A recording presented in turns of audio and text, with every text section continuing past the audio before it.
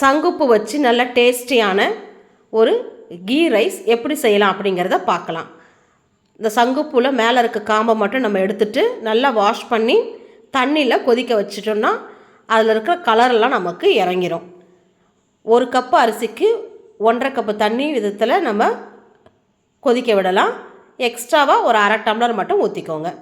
பாருங்கள், நமக்கு நல்லா கொதி வந்ததுக்கப்புறம் அந்த சங்குப்பூவில் இருக்க கலரெல்லாம் இறங்கிருச்சு.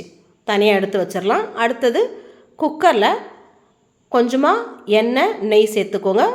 தாளிக்கிறதுக்கு பட்டை, கிராம்பு, பிரிஞ்சி இலை சேர்த்துக்கோங்க. ஒரு 2 பெரிய வெங்காயத்தை நீல வாக்கில் கட் பண்ணிக்கோங்க. அடுத்தது உங்கள் காரத்துக்கு ஏற்ற மாதிரி பச்சை மிளகா. அடுத்தது பாதாம், முந்திரி அதையும் சேர்த்து நல்லா வதக்குங்க. 1 ஸ்பூன் இஞ்சி பூண்டு விழுது சேர்த்துக்கோங்க. அடுத்தது ஒரு பெரிய தக்காளி, அதையும் நல்லா நீல வாக்கில் கட் பண்ணி அதையும் நல்லா வதக்கி விடுங்க.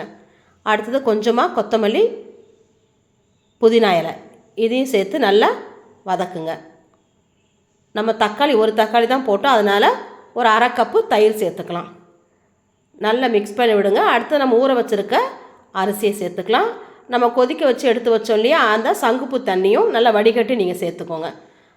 அடுத்தது தேவையான அளவு உப்பு சேர்த்துக்கோங்க. உப்பு சேர்த்து நம்ம மூடி போட்டு ஒரு 2 விசில் விட்டு நம்ம இறக்கிட்டோம் அப்படின்னு சொன்னால் நமக்கு நல்ல டேஸ்டியான ஒரு சங்குப்பூ கீ ரைஸ் ரெடி. உங்களுக்கு பிடிச்சிருக்கும் நினைக்கிறேன். பிடிச்சிருந்தா இதே மாதிரி செஞ்சு பார்த்துட்டு எனக்கு லைக் பண்ணுங்கள், ஷேர் பண்ணுங்கள், கமெண்ட் பண்ணுங்கள், மறக்காமல் சப்ஸ்கிரைப் பண்ணுங்கள். தேங்க்யூ.